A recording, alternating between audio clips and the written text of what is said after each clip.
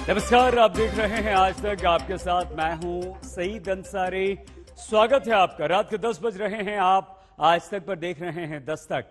तो आज दस्तक में बात होगी लखीमपुर खीरी के बहाने कहीं पर निगाहें कहीं पर निशाना वाली राजनीति की। लखीमपुर खीरी में 4 किसानों समेत 8 लोगों की जान जाने के बाद आज चौथे दिन जाकर पुलिस की तरफ से राजनेताओं को पीड़ित परिवारों से मिलने की इजाजत मिली। राहुल गांधी पंजाब और छत्तीसगढ़ के मुख्यमंत्रियों को साथ लेकर लखीमपुर पहुंचे। कुछ लोग कहने लगे कि लखीमपुर के बहाने लखनऊ की सत्ता साधने वाला रास्ता है। कुछ लोग कहते हैं कि चौथे नंबर पर चलती कांग्रेस सिर्फ लखीमपुर में आगे दिखकर थोड़े ही न लखनऊ जीत पाने या पहुंच पाने की शक्ति पा जाएगी। तो फिर निगाहें और निशाना क्या है? कौन सा रूल है ये? हिंदुस्तान में कौन सा रूल है जो आप एक नागरिक को कहोगे कि इस रास्ते से आप जाओगे उत्तर प्रदेश में? बताओ मुझे कौन सा रूल है? निकलने दीजिए मुझे। ये देखिए कितने सारा कैमरा लगाइए इनको यहाँ पे अच्छी तरह। ये देखिए मुझे एयरपोर्ट से बाहर नहीं जाने दे रहे। पहले कहा परमिशन मिल गई, अब चलने दीजिएगा मुझे। ये देखिए जी कैसी परमिशन है ये जी, निकल सकता हूँ जी। ये देखिए परमिशन सर, अंदर बात हुई थी कि यूपी सरकार की परमिशन देख लीजिए जी। सर, अंदर बात हुई थी कि आपको जाने देंगे और अब एयरपोर्ट पे ही आपको नहीं जाना है। कैमरा लगाओ ना यार। ये देखो ये देखो, मुझे नहीं मालूम भैया, मैं तो यहाँ से निकलना चाहता हूँ, एयरपोर्ट से निकलने नहीं दे रहे। तो आप यही धरने पे रहेंगे सर? जब मैं क्या करूँ, निकल ही नहीं पा रहा। उत्तर प्रदेश की राजनीति में लखनऊ की लड़ाई को लेकर पिछले 31 साल से कांग्रेस की स्थिति सीटों के मामले में कुछ ऐसी ही है।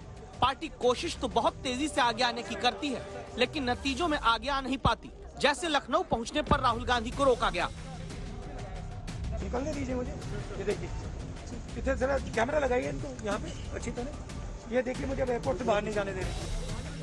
1991 से कांग्रेस उत्तर प्रदेश में 50 सीट के आंकड़े तक भी नहीं पहुंच पाई है। 2017 में तो 7 सीटों पर कांग्रेस जीत पाई। तो क्या इस बार के चुनाव में कांग्रेस पुरानी हारों से बाहर निकलने का एग्जिट गेट खोज पाएगी? आप देख सकते हैं राहुल गांधी मेन गेट से निकलना चाहते हैं, लेकिन उन्हें रोका जा रहा है। यहाँ पे आप देख सकते हैं दोपहर के वक्त कुछ ही देर में लखीमपुर जाने के लिए दिल्ली से लखनऊ पहुंचे राहुल गांधी के काफिले को आगे बढ़ने की इजाजत मिली। तो क्या आपको भी लगता है कि सीतापुर में पहले बहन प्रियंका के पास मिलने पहुंचे राहुल आगे उत्तर प्रदेश में प्रियंका के साथ मिलकर पार्टी में जान फूंक देंगे? क्या आपको भी लगता है कि लखीमपुर खीरी में पीड़ित परिजनों से मुलाकात करने की लड़ाई लड़कर कांग्रेस खड़ी हो जाएगी? क्या आपको भी लगता है कि लखीमपुर के पीड़ित किसानों से राहुल प्रियंका की मुलाकात से आगे उत्तर प्रदेश में कांग्रेस को फायदा होगा? लखीमपुर में मारे गए किसानों और पत्रकार के परिजनों से चौथे दिन जाकर होती मुलाकात की इन तस्वीरों को देखते हुए पहले ये जानिए कि रोका क्यों गया था और अब जाने क्यों दिया गया। डिक्टेटरशिप देखिए, यहां पे जो डेमोक्रेसी हुआ करती थी, आज हिंदुस्तान में डिक्टेटरशिप है। सीधी सी बात है। राजनेता उत्तर प्रदेश में नहीं जा सकते। जो रिस्ट्रिक्शंस लगाए गए थे लोगों के मौके पे न जाने के संबंध में, उसके 2 कारण थे। प्रथम कि वो बहुत सरचार्ज्ड एटमॉस्फेयर था, वहाँ वीआईपी को भी खतरा हो सकता था। और दूसरी चीज कि उनके जाने से और उत्तेजना फैल सकती थी। तो वहाँ के जिला प्रशासन का यह डिसीजन था कि अभी किसी को यहाँ न आने दिया जाए। प्रशासन ने लखीमपुर में हुई 8 लोगों की मौत के बाद शांति भंग होने की आशंका के चलते 5 से ज्यादा लोगों को इकट्ठा होने से रोकने वाली धारा 144 लगाई थी। मंगलवार रात तक पीड़ितों के घर खुद मुआवजे का चेक प्रशासन ने पहुंचाया। मंगलवार शाम तक मृतक किसानों के अंतिम संस्कार की क्रिया पूरी कराने के बाद जब प्रशासन को लगा कि अब आंदोलन भड़काने या माहौल बिगड़ने जैसी आशंका नहीं है, तो विपक्ष को लखीमपुर जाने की इजाजत दी गई। अब वापस अपने मुख्य सवाल पर आते हैं। क्या लखीमपुर में राहुल प्रियंका का चौथे दिन पहुंच पाना यूपी में पार्टी के लिए फायदेमंद है, या फिर कांग्रेस की निगाहें लखीमपुर पर हैं, लेकिन निशाना कहीं और है? पहले सवाल के जवाब में सियासी जानकार कहते हैं कि प्रदर्शन के मामले में भले ही कांग्रेस नंबर 1 की पोजीशन पर हो, लेकिन जमीन पर कांग्रेस का कमजोर संगठन और एकमुश्त वोट का ना होना कांग्रेस के लिए सबसे बड़ी कमजोरी साबित हो रहा है। अगर सियासी आंकड़ों और सदन में विधायकों की संख्या के हिसाब से भी देखें तो 1989 के बाद कांग्रेस ने कभी 50 का आंकड़ा पार नहीं किया। तो क्या लखीमपुर के बहाने कांग्रेस का निशाना कहीं और है? इस सवाल को इन तस्वीरों के जरिए सुलझाने की कोशिश करते हैं। दिल्ली से जिस विमान में राहुल गांधी लखनऊ के लिए निकलते हैं, उसमें पंजाब के मुख्यमंत्री चरणजीत सिंह चन्नी और छत्तीसगढ़ के सीएम भूपेश बघेल भी शामिल होते हैं, जबकि राजस्थान से मुख्यमंत्री अशोक गहलोत नहीं बल्कि सचिन पायलट उत्तर प्रदेश पहुंचते हैं। हिंदुस्तान की जनता जाग चुकी है, किसान खड़ा हो गया है और कांग्रेस पार्टी राहुल गांधी जी के नेतृत्व में हम किसानों के साथ और पूरा डटकर उनका साथ देंगे।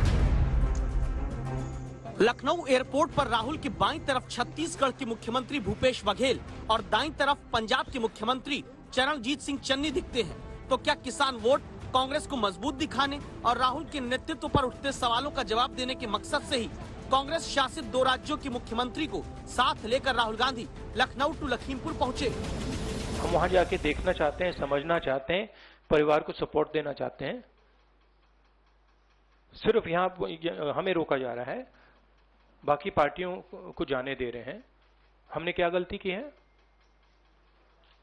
और जहां तक प्रियंका की बात है, ठीक है, प्रियंका को बंद किया है, मगर ये मामला किसानों का है। कि जहां तक राहुल गांधी और गांधी परिवार का सवाल है, इस परिवार का किसानों से, व्यापारियों से, हिंदुस्तान के अन्य वर्ग से कोई लेना देना नहीं है। गांधी परिवार का किसी से लेना देना है तो मैं तो कहूंगा कांग्रेस से भी लेना देना नहीं है। गांधी परिवार का केवल और केवल अपने परिवार से ही लेना देना है। अपनी परिवार की साख बची रहे, परिवार की नैया ना डूबे। अभी हमने देखा कांग्रेस की नैया की क्या परिस्थिति है, माफ करिएगा, कांग्रेस की नहीं, गांधी परिवार की नैया की क्या परिस्थिति है। उत्तर प्रदेश के पीलीभीत, लखीमपुर, शाहजहांपुर, बरेली इलाके में सिख और कुर्मी वोटर का दबदबा माना जाता है। एक पक्ष कहता है कि इसीलिए चन्नी और भूपेश बघेल को साथ लेकर कांग्रेस लखीमपुर तक आती है। चन्नी और बघेल दोनों अपनी सरकार की तरफ से लखीमपुर के पीड़ित किसानों के परिजनों को 50-50 लाख रुपए देने का ऐलान भी कर देते हैं। हिंदुस्तान के किसानों पर सरकार का आक्रमण हो रहा है। एक तो किसानों को जीप के नीचे कुचला जा रहा है, उनका मर्डर किया जा रहा है। लेकिन दूसरा पक्ष ये भी कहता है कि कांग्रेस की तरफ से लखीमपुर की लड़ाई में चन्नी, बघेल और राजस्थान से सचिन पायलट को साथ लाने के पीछे मकसद और भी है। देश में कांग्रेस के पास 3 ही प्रमुख राज्य बचे हैं, पंजाब, राजस्थान और छत्तीसगढ़। पंजाब में अगले 5 महीने के भीतर चुनाव है, जबकि राजस्थान और छत्तीसगढ़ में 2023 में चुनाव होना है। राजनीतिक एक्सपर्ट मानते हैं कि चन्नी, भूपेश बघेल, सचिन पायलट को यूपी में लखीमपुर तक लाने के पीछे पार्टी का मकसद पंजाब के 117 में 80 सीटों पर हार जीत तय करने वाले किसान वोट के सहारे दोबारा सत्ता हासिल करना है। छत्तीसगढ़ के ग्रामीण किसान वोट से बनी सरकार को कायम रखना है। राजस्थान में खेती किसानी से जुड़े 2.25 करोड़ किसान वोट पर पार्टी अपनी पकड़ मजबूत करना चाहती है। उत्तर प्रदेश में तो कांग्रेस के पास फिलहाल होने के लिए कुछ नहीं। लखीमपुर के सहारे खुद को लड़ाई में दिखाकर सीटों का तो अभी पता नहीं, लेकिन कार्यकर्ताओं में उत्साह जरूर कांग्रेस बढ़ा सकती है। लखीमपुर से मौसमी सिंह के साथ कुमार अभिषेक, लखनऊ, आज तक। सुप्रीम कोर्ट ने लखीमपुर केस में खुद से संज्ञान ले लिया है। कल अब सुनवाई होगी। उधर विपक्ष की निगाहें लगी हैं कि कब मंत्री अजय मिश्र इस्तीफा देंगे, कब मंत्री के आरोपी बेटे आशीष मिश्र की गिरफ्तारी लखीमपुर केस में होगी। लेकिन इन निगाहों से दूर केंद्रीय गृह राज्य मंत्री अजय मिश्रा ने आज दिल्ली आकर अपना निशाना सेट कर दिया।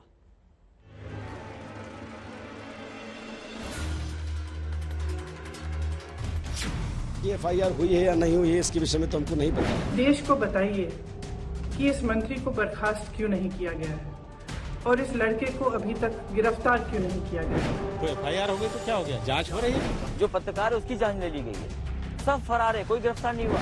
पूरा वीडियो सामने आ चुका है, अभी तक न मंत्री की गिरफ्तारी हुई, न उसके बेटे की गिरफ्तारी हुई, न उसके गुर्गों की गिरफ्तारी हुई। मैं स्पष्ट रूप से इस बात में कह रहा हूँ, मैं घटना जहाँ पर हुई है वहाँ पर नहीं था। लखीमपुर की घटना के 4 दिन बाद भी मुख्य आरोपी आशीष मिश्रा यानी गृह राज्य मंत्री के बेटे की गिरफ्तारी नहीं हुई। गिरफ्तारी छोड़िए, फिलहाल कोई पूछताछ भी अब तक आरोपी नंबर 1 आशीष मिश्रा से नहीं हुई। आपके नाम की एफआईआर हुई तो मतलब संपर्क करने की कोशिश नहीं हुई उस तरफ से? आपने संपर्क करने की कोशिश की? ना, हम क्यों संपर्क करेंगे भाई साहब, हमने कुछ किया ही नहीं। मैं स्पष्ट रूप से कह रहा हूँ कि मैंने कोई नहीं किया। एफआईआर की कॉपी में मंत्री जी के बेटे पर हत्या की धारा 302 के साथ लापरवाही से हुई दुर्घटना में मौत की धारा 304A भी लगाई गई है। लेकिन मंगलवार तक मंत्री पुत्र कहते रहे कि उन्हें तो एफआईआर की भी जानकारी नहीं। कंप्लेंट उन्होंने करी है, बाकी एफआईआर हुई है या नहीं हुई है इसके विषय में तो हमको नहीं पता है कि क्या है। एफआईआर तो हुई। अच्छा, तो वो विशेष जानकारी हमारी नहीं। रविवार को जिस वारदात में 4 किसान समेत 8 लोगों की जान गई, जिस दर्दनाक घटना के बाद शांति भंग होने की आशंका के चलते 3 दिन नेताओं को लखीमपुर नहीं जाने दिया जाता, वहाँ हुआ क्या? हुआ ये कि अब तक न मुख्य आरोपी आशीष मिश्रा से पूछताछ हुई, अब तक न थार जीप से कूदकर भागने वाले घटना के प्रमुख चश्मदीद सुमित जायसवाल से पूछताछ हुई, अब तक न ही घटना स्थल से गुजरने वाले पवन से कोई सवाल जवाब हुआ तो ये हुआ कि लखीमपुर से निकलकर दिल्ली पहुंचे आरोपी के मंत्री पिता अजय मिश्रा ने सबसे पहले गृह मंत्री से मुलाकात की। इसके बाद नॉर्थ ब्लॉक में बाहर गृह मंत्रालय लिखी इस गाड़ी को देखिए। भीतर से काम करके अजय मिश्रा निकले और इसी गाड़ी से चले गए। तो क्या अजय मिश्रा आगे इस्तीफा दे सकते हैं? सूत्रों ने कहा फिलहाल इसकी गुंजाइश नहीं है। एक भी वीडियो अगर आप दिखा दें तो मैं मंत्री पद से इस्तीफा दे दूंगा। आप एक भी वीडियो दिखा दें मेरे पुत्र की उपस्थिति का वहाँ, तो मैं मंत्री पद। साक्ष्य मिल गया कि वीडियो वो है वहाँ? अगर अरे मिलेगा ही नहीं, जब है ही नहीं कैसे मिलेगा यार? विपक्ष ने एक तरह से निशाना डाला है अजय कुमार टेनी पे, जो कि अब दिल्ली वापस लौटे हैं और अपने दफ्तर में हैं। यहाँ पे बिजनेस एज यूजुअल होगा, लेकिन ऑपोजिशन के लिए नहीं, जो कि अब मांग कर रही है कि मंत्री को अपना इस्तीफा दे देना चाहिए और उनके बेटे को गिरफ्तार करना चाहिए। लेकिन फिलहाल अजय कुमार टेनी बने हुए हैं और रेजिग्नेशन तो दूर की बात है। इसीलिए विपक्ष सवाल उठाने लगा कि जब आरोपी के पिता गृह राज्य मंत्री की कुर्सी पर कायम रहेंगे, तो फिर आरोपी बेटे से पूछताछ करने और निष्पक्ष जांच की गारंटी कैसे होगी? अभी लखीमपुर में कुशल दिए गए और जो पत्रकार है उसकी जान ले ली गई है, सब फरार है, कोई गिरफ्तार नहीं हुआ। अगर गृह राज्य मंत्री होंगे, उनके बेटे ने अपराध किया होगा तो कौन पकड़ेगा? इसलिए सरकार उनको गृह राज्य मंत्री को बचाना चाहती है और उनके परिवार के सदस्यों को इसलिए बचाना चाहती है जिससे सच्चाई बाहर आ जाएगी। जांच लखीमपुर की अभी स्थानीय स्तर पर बनी एसआईटी कर रही है, आगे न्यायिक कमेटी को जांच करनी है। आरोपी आशीष से पूछताछ 4 दिन बाद भी शुरू नहीं हुई और आरोपी के मंत्री पिता दिल्ली की कुर्सी छोड़ते फिलहाल दिखते नहीं। दिल्ली से कमलजीत संधू के साथ समर्थ श्रीवास्तव, लखीमपुर आज तक। जिनकी निगाहें अपने ही राज्य के एक जिले में तनाव के बाद पैदा हुई गंभीर परिस्थितियों पे होनी चाहिए, क्या वो दूसरे राज्य की कानून व्यवस्था पर निशाना साध रहे हैं? छत्तीसगढ़ के कवर्धा में 2 गुटों में हिंसा के बाद जबरदस्त तनाव फैला है, लेकिन मुख्यमंत्री को उत्तर प्रदेश के लखीमपुर की चिंता होती।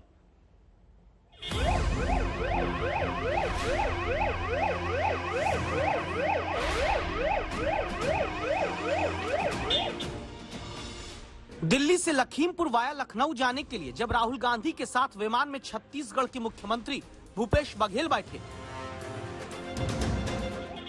तब उन्हीं के राज्य के एक जिले में कर्फ्यू लगाकर पुलिस को फ्लैग मार्च करना पड़ता है। जब राहुल के बगल में बैठकर भूपेश बघेल लखनऊ से आगे लखीमपुर जाने की मंत्रणा करते हैं, तब उन्हीं के राज्य छत्तीसगढ़ के कवर्धा जिले में 2 समुदायों के बीच झड़प के बाद पुलिस को इलाके सील करके पहरा बैठाना पड़ता है। जब मंगलवार को लखनऊ एयरपोर्ट पर ही धरना देकर बैठे भूपेश बघेल यूपी की कानून व्यवस्था का मुद्दा उठाते हैं, तब उन्हीं के शासन के तहत आने वाले जिले में तनाव के बाद धारा 144 लगानी पड़ती है। तो सवाल उठने लगा कि जिनके घर खुद शीशे के होते हैं, वो क्यों कानून व्यवस्था पर दूसरे पर पत्थर चलाते हैं? भूपेश बघेल जब छत्तीसगढ़ छोड़ यूपी में लखीमपुर की लड़ाई लड़ने पहुंचे हैं, तब उनके राज्य के कवर्धा जिले में झंडा लगाने के विवाद में 2 समुदाय भिड़ गए। एक गुट ने दूसरे गुट के युवक को बुरी तरह पीटकर जख्मी किया। 10 लोग हिंसक झड़प में घायल हो चुके हैं। बीजेपी सवाल करती है कि क्या एक मुख्यमंत्री को अपने राज्य की स्थिति को संभालने की जगह दूसरे राज्य में कानून व्यवस्था का मुद्दा उठाने वाली राजनीति करनी चाहिए।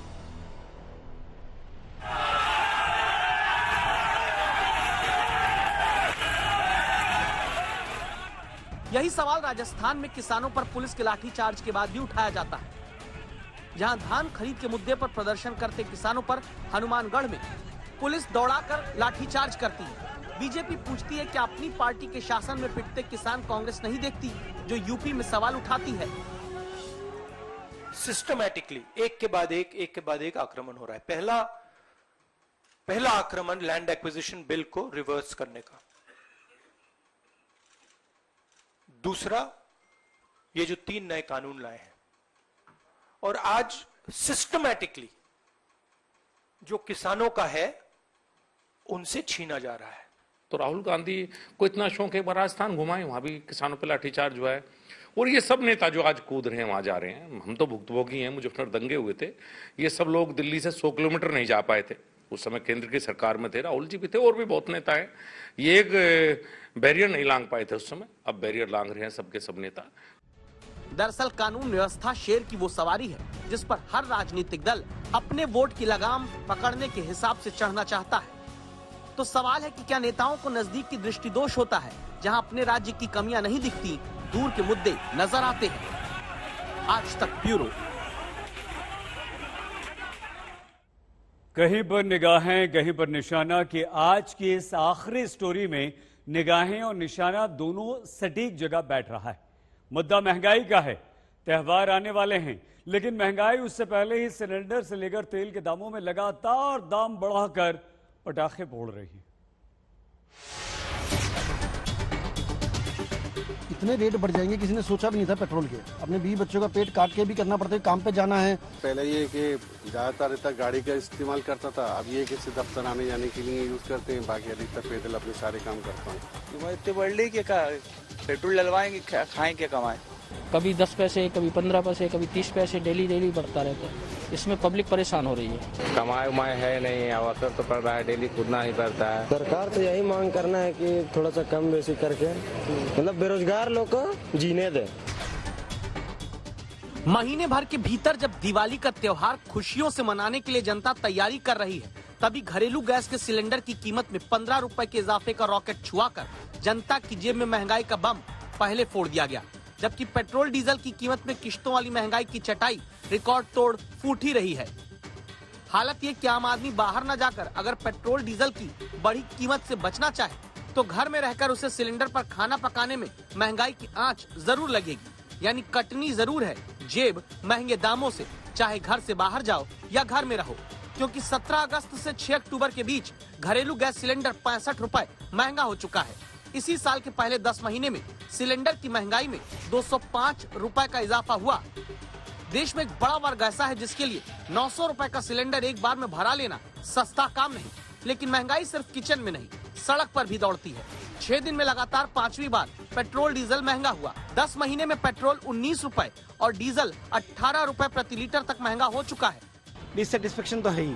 बेसिकली पेट्रोल बढ़ रहा है तो ऑटोमेटिकली घर का बजट बढ़ रहा है, रसोई गैस भी बढ़ रहा है, सब कुछ बढ़ रहा है, तो ऑटोमेटिकली आदमी का खर्चा तो बढ़ ही रहा है। तो क्यों बढ़ रहा है किसी लिए कोई भी नहीं बता रहे हैं, लेकिन प्रतिक्रिया हो रही है, कुछ आंदोलन हो रहा है, कुछ सफल भी नहीं मिल रहा है। भाव ऐसे बढ़ते जा रहे हैं। पहले 70 रुपया 60-70 रुपया में मिल रहा था, अभी इतना प्रॉब्लम हो गया, बहुत बढ़ गया। तेल का रेट 104 रुपया हो गया। हाँ, सबको बहुत माने हम लोग को बहुत प्रॉब्लम हो रहा है, इसलिए तेल का रेट कम होना चाहिए कम से कम। देश के 26 राज्यों में पेट्रोल 100 रुपए प्रति लीटर के पार है, जबकि 6 राज्यों में डीजल भी शतक लगाकर नाबाद महंगाई के मैदान पर खेल रहा है। दिवाली तक दाम घटने के संकेत लगते नहीं तो फिर क्या जनता कहेगी हैप्पी दिवाली महंगाई वाली। आज तक ब्यूरो। लखीमपुर खीरी में राहुल और प्रियंका गांधी पीड़ित परिवार से मुलाकात करने में सफल हो गए हैं, लेकिन इस बीच एक वीडियो भी सामने आया है। ये अभी तक का सबसे नया वीडियो है। ये तस्वीरें सामने आई हैं एक वीडियो के अनुसार, और ये जो शख्स आपको नजर आ रहे हैं, एक्सक्लूसिव वीडियो आज तक पर हम आपको दिखा रहे हैं। ये देखिए, ये काली गाड़ी पीछे से आकर टक्कर मारती हुई, और ये वो ड्राइवर है ये ड्राइवर की तस्वीर भी यहां पर साफ दिखाई दे रही है। पीछे से गाड़ी आती है और किसानों को कुचलते हुए निकल जाती है।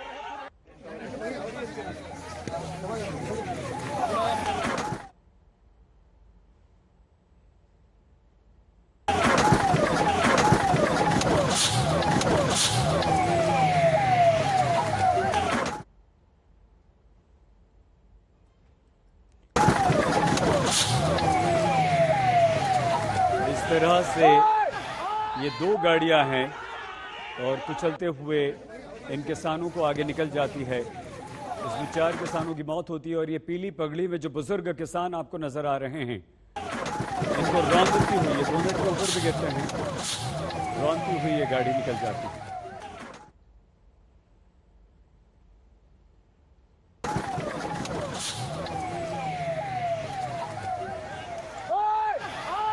और क्योंकि तस्वीरें हैं, तस्वीरें खुद बोलती हैं, तो ज्यादा कुछ कहने की जरूरत नहीं है। आप समझ सकते हैं कि कैसे टक्कर मारी गई, कहां से टक्कर मारी गई।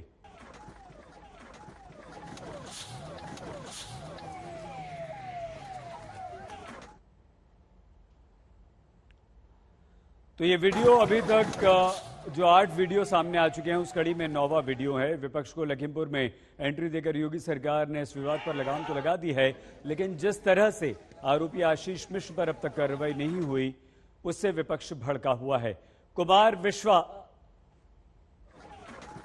अभिषेक हमारे साथी इस वक्त हमारे साथ जुड़ चुके हैं। ये वीडियो क्या कहता है अभिषेक? सही देखिए, ये वही वीडियो है जिसका स्लो मोशन का कुछ सेकंड का वीडियो अपने पास आया था और जिसे लगातार, जो पहले वायरल हुआ और जिसे लगातार दिखाया जा रहा था। जिस तरीके से वो थार गाड़ी और उसके पीछे जो एक एसयूवी है वो किसानों को कुचलते हुए निकलता है, इसी का ये लॉन्गर वर्जन है। इसका ये पूरा वीडियो है, तकरीबन 1 मिनट के आसपास का ये वीडियो है और उसमें साफ दिख रहा है कि जो किसान हैं वो आगे सड़क पर चल रहे हैं और पीछे से काफी तेजी से ये गाड़ियां आई हैं और किसानों को कुचलते हुए आगे निकली हैं। तो ये जांच में भी अहम साबित हो सकता है। हालांकि इसी वीडियो का जो स्लो मोशन वर्जन है वो कुछ सेकंड का पहले आया था और अब ये पूरा का पूरा वीडियो सामने आया है। तो एक बात बिल्कुल साफ हो रही है कि किसान सड़कों पर चल रहे थे और पीछे से ये किसानों को कुचलती हुई गुजरी है। तो आने वाले समय में जांच में ये वीडियो बेहद अहम हो सकता है। सही, बहुत धन्यवाद आपका अभिषेक। कुमार अभिषेक हमारे संवाददाता जानकारी दे रहे थे। तो विपक्ष को लखीमपुर खीरी में एंट्री देकर योगी आदित्यनाथ की सरकार ने इस विवाद पर लगाम तो लगा दिया, लेकिन जिस तरह से आरोपी आशीष मिश्र पर अभी तक कोई कार्रवाई नहीं हुई उससे विपक्ष भड़का हुआ है। विपक्ष का प्रश्न ये है कि आशीष मिश्र के विरुद्ध एफआईआर दर्ज होने पर भी उसकी गिरफ्तारी क्यों नहीं हो रही? पुलिस उससे कब पूछताछ करेगी? सोचिए, अगर किसी सामान्य आम व्यक्ति के विरुद्ध हत्या का केस दर्ज हो तो क्या पुलिस उससे संपर्क करने में इतना समय लगाएगी? विपक्ष की मांग यह भी है कि केंद्रीय गृह राज्य मंत्री अजय मिश्र के इस्तीफे को भी जल्द से जल्द सरकार को लेना चाहिए।